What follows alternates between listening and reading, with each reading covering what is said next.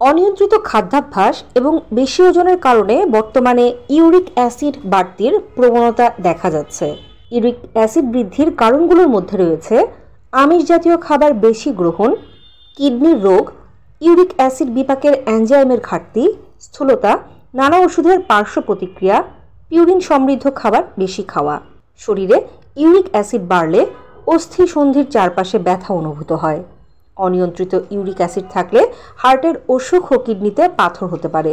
বিশেষ করে পায়ের অস্থিসন্ধিগুলো লাল হয়ে ফুলে যেতে পারে, গোড়ালিতে ব্যথা হতে পারে।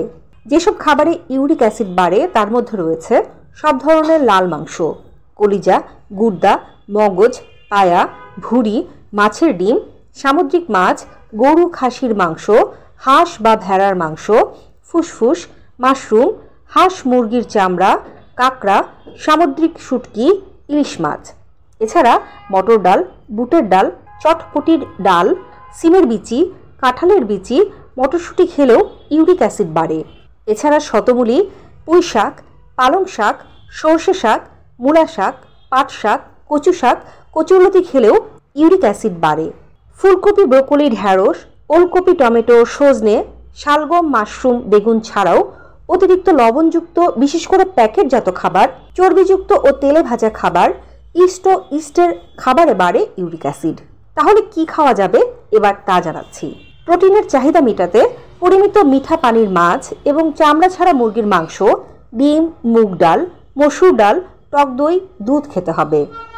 শাকসবজি লাল শাক, ডাঁটা শাক, লাউ শাক, কলমি শাক, কুমড়ো শাক, সবুজ শাক খেলে উপকার মিলবে।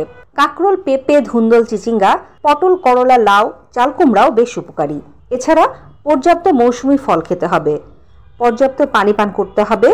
পানি অতিরিক্ত ইউরিক অ্যাসিডকে শরীর থেকে বের করে রক্তে ইউরিক অ্যাসিডের পরিমাণ কমাতে সাহায্য করে। গ্রিন টি ইউরিক অ্যাসিড কমাতেও সাহায্য করে। 1 গ্লাস পানিতে 1 ইঞ্চি আকারের 2 টুকরা দারচিনি এবং 4-5টা তেজপাতা দিয়ে খুব ভালো করে কয়েক মিনিট ফুটিয়ে ওই পানি পান করলেও ইউরিক অ্যাসিড কমে। এমন আরও নিউজ পেতে নূরস হেলদি লাইফস্টাইল ফেসবুক ও ইউটিউব চ্যানেলের সাথেই থাকুন। ধন্যবাদ।